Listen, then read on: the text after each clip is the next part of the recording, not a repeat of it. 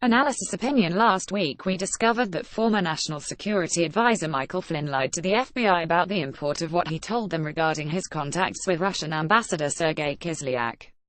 Yet Mr. Flynn once served as director of the Defense Intelligence Agency during the presidency of Barack Obama. Why would he lie to the FBI about what passed between him and Mr. Kislyak? Had he forgotten that, for all certitude, the conversation of a Russian ambassador was being recorded secretly by American intelligence agencies? Moreover, when he was being interviewed by the FBI, why did he not bring with him a lawyer? When I was being interviewed by the FBI about my perfidious Arkansas project, I most certainly brought a lawyer with me, and it helped that my lawyer looked like he once worked for Don Corleone. Thinking back on it, I should have brought 2 lawyers. Mr. Flynn is now cooperating, we are told, with the government. Yet it appears that he has implicated President Trump not at all, or at least in no criminal activity. So what is the fuss all about?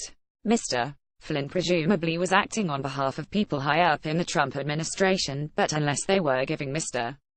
Kislyak state secrets or accepting bribes from him, there is nothing wrong with that. I have in my library the memoirs of Anatoly Dobrynin, for recreational reading.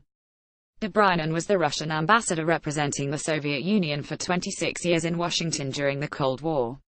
In his memoirs, the ambassador writes of meeting with Jimmy Carter's representative, Averell Harriman, in September 1976 before the November election.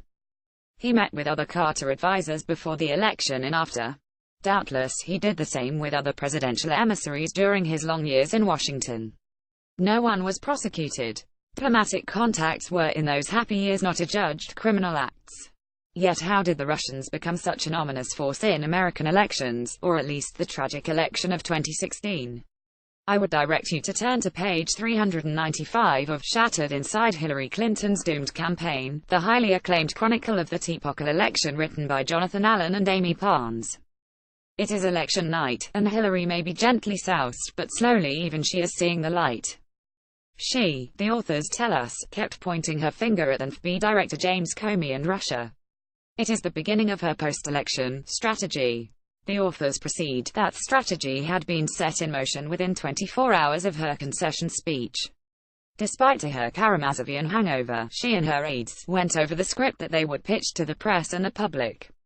Already, Russian hacking was the centerpiece of the argument. From that point on, Hillary and her aides kept flogging it. Today even the FBI has taken up Hillary's strategy, but nothing has as yet implicated Mr. Trump, and no White House grandee is implicated in a Russian-related crime. As of last weekend, we know that a Hillary supporter working high up in the FBI, Peter Strzok, shaped Mr. Comey's relatively lenient, if improper, judgment of her handling of emails. Mr. Strzok also before being demoted had a role in investigating the Trump campaign and Russia. The FBI has a lot to answer for and ought to itself be investigated. As for the Russians, they now have more say in Washington than at any time I can remember. Those in official Washington who have adopted Hillary's strategy have made Mr. Kislyak a powerful force in the Trump investigation and his boss, President Vladimir Putin, quite possibly the most powerful man in the world. Together they have power over the Trump administration through their willing agents in the FBI and the Office of Special Counsel Robert S. Mueller III. All Mr. Kislyak has to do is dispute what Mr. Flynn told him or, for that matter, what some other personage in the administration told him.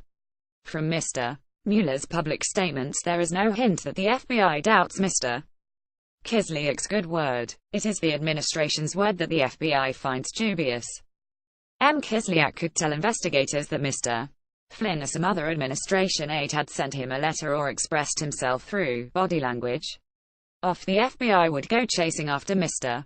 Kislyak's lead. And by the way, other Russians could insist that they had conspired with Mr. Trump's people in private conversations that no intelligence agency of the federal government apprehended. Mr. Flynn's fate might well be just the beginning. Somehow this investigation ought to be shut down. Mueller is compromised, and the FBI appears complicitous in Hillary's strategy. Emmett Tyrrell Jr. is editor-in-chief of the American Spectator. He is author of The Death of Liberalism, published by Thomas Nelson Inc.